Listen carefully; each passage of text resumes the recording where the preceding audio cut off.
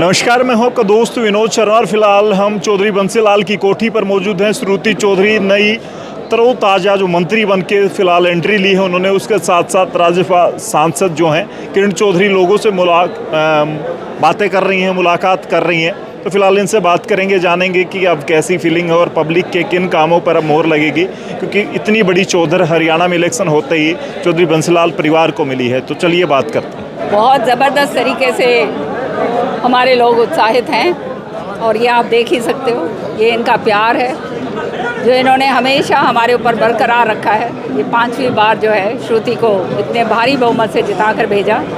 जब सब ये कह रहे थे कि नहीं होगा नहीं होगा, ये कार्यकर्ताओं के दम के ऊपर श्रुति चौधरी इतने भारी बहुमत से जीत कर आई है। और तीसरी बार इन्हीं की तरह कार्यकर्ताओं ने जो काम करा है वो भाजपा सरकार तीसरी बार बनकर पूर्ण बहुमत से आई है। तो इससे बढ़ के और हमारे लिए खुशी और क्या हो सकती है। चौधरी बंसीलाल की तीसरी पीढ़ी ने पहला ही चुनाव लड़ा और चुनते ही विधायक और मंत्री भी बन गई हैं। क्या कुछ कहेंगे विरासत और उसको लेकर के भिवानी के और कुसाम के काम उसी तरीके से होंगे? एक तो आपकी इन्फॉर्मेशन गलत है, पहला चुनाव नहीं लड़ा। श्रुति सांसद रह चुकी हैं विधानसभा। हाँ, और विधानसभा तो बड़ा चुनाव लड़ चुकी है, विधानसभा तो छोटा चुनाव होता है। तो श्रुति जो है अपने दादा के और अपने पिता के और जो मैंने रीत रखी थी उन पद चिन्हों पर चलकर आप देखिएगा 4 चांद तो शाम को लगाएगी। और तो शाम को ही नहीं, पूरे हरियाणा के अंदर काम करेगी। जो उसको जिम्मेदारी हमारे माननीय मुख्यमंत्री जी ने और हमारे शीर्ष जो भाजपा का जो नेतृत्व है, जो इतनी बड़ी जिम्मेदारी श्रुति को सौंपी है, वो श्रुति उसके ऊपर बढ़ चढ़ के काम करेगी। उनका धन्यवाद हम तहे दिल से करते हैं। आपका जिस तरीके से बीजेपी में एंट्री होना और एक के बाद एक बड़े पद आना, क्या बीजेपी में जो कांग्रेस में मान सम्मान नहीं मिल रहा था, बीजेपी उससे डबल देने का काम कर रही है आप? बीजेपी ऐसी पार्टी है, एक तो संगठित पार्टी है और जो होनहार लोग हैं उनको आगे बढ़ाते हैं, उनको मौका देते हैं। देश का जो है निर्माण के लिए, युवकों के लिए माननीय प्रधानमंत्री जी ने तो एक नारा दिया है कि आने वाला समय जो है ये नौजवानों का है।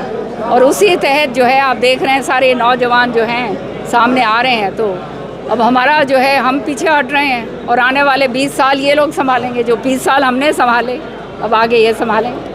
मैडम को सिंचाई विभाग और बात करें तो महिला बाल विकास विभाग में आगे किस तरह के कार्य रहेंगे? बात करें भिवानी में जो पानी की किल्लत है वो तमाम चीज़ों कैसे पूरी तरह से एक बारी विभाग टेक ओवर करने दो। श्रुति सारा जानती है, चप्पा चप्पा उसको मालूम है, इलाके का भी और सारी जगह का सम्मान बंटवारा जो है पानी का होगा। और जो भी कार्य हो सकते हैं जो संभव हैं वो ज़रूर करेगी, बढ़ चढ़ के करेगी। और जहाँ तक दूसरा विभाग है महिलाओं के लिए, माननीय प्रधानमंत्री जी जो हैं वो बहुत ही इस बात पे संवेदनशील हैं कि महिलाओं का जो है सशक्तिकरण हो, और इसलिए महिलाओं को बढ़ावा दिया जा रहा है। और हमारी सरकार ने तो एक ऐसा ऐतिहासिक, भाजपा सरकार ने फैसला लिया था, माननीय हमारे मुख्यमंत्री जी ने, नायब सिंह सैनी जी ने, कि 2100 रुपये जो है हर एक महिला जो है जो 18 साल से लेकर अपने 60 साल तक की है और जो सैलरी नहीं ले रही और जो इनकम टैक्स वगैरह नहीं ले रही, उसको पैसे मिलेंगे। तो ये जो है उनके खाते के अंदर उनकी जेब में पैसा जाएगा। तो ये महिलाओं को सशक्त करने की एक और तारीख जो है, एक इतिहास जो है हमारे मुख्यमंत्री ने रचा है। आपने कांग्रेस छोड़ी तब लोग कह रहे थे कि किरण चौधरी ने तो गलत टिकट कटा ली है और वो शायद अब उनका कहीं ना कहीं भविष्य खतरे में रहेगा। क्या कोई ज्योतिष वगैरह का ज्ञान रखती हैं कि इस तरीके से आपको पता था कि माहौल इतना पलटेगा एकदम से? ज्योतिष का ज्ञान नहीं रखती, मुझे भरोसा है अपने लोगों पर, और मुझे मालूम है सारा ज़मीनी स्तर पर जो है धरातल पर क्या असलियत है उसका मुझे मालूम है। और मुझे सारा मालूम है कांग्रेस के बारे में। तो वहाँ तो ये हाल है कि अगर कुछ होने वाला भी हो तो भी एक दूसरे को मार पीट के जो है ख़त्म कर देते हैं। तो ये सारी चीज़ें जो हैं मैं अच्छी तरह से जानती हूँ। राजनीति कोई आज से तो करी नहीं है, मुझे 45 साल हो गए हैं राजनीति के अंदर, और मैं सारी बातों को और सारे भविष्य को अच्छी तरह से समझ सकती हूँ, क्योंकि धरातल से जुड़ी हुई हूँ और लोगों का प्रेम और प्यार मेरे साथ है। तो इसीलिए जो है जो लोग ये बातें कह रहे थे आज जो है उनसे जाके पूछो, फिर मैं आपको फिर मेरे से पूछना। कांग्रेस विपक्ष का नेता नहीं ढूंढ पाई है, क्या लगता है? ये तो पुरानी कहानी है कांग्रेस की।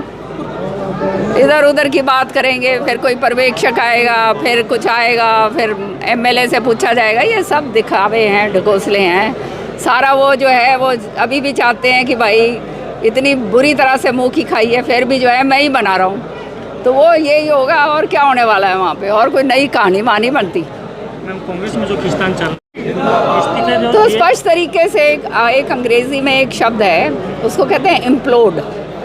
तो कांग्रेस पार्टी अंदर से इम्प्लोड कर रही है, अंदर ही अंदर जो है, आपस के अंदर ही जो है घुल मिल कर जो है एक दूसरे का नाश कर रहे हैं। और वो ये नाश यूँ ही चलता रहेगा, क्योंकि जो है ना नीति है, ना नेता है। आप जब बीजेपी में आई थी तो विरासत का कांग्रेसियों ने सवाल खड़ा किया था, क्या जनता ने ये जवाब दे दिया है इलेक्शन जिता करके?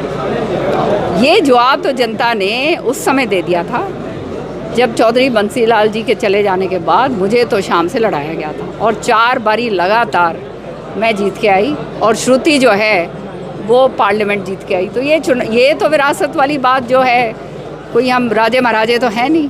ये तो है कि जो जनता का प्यार है, और जो चौधरी बंसीलाल जी की मंशा थी, श्रुति के सिर पे पगड़ी रखी थी, वो जनता ने अपना फ़र्ज़ पूरा करा, और हमने अपना जो है पूरा तन मन धन से जो है जनता की सेवा करी है।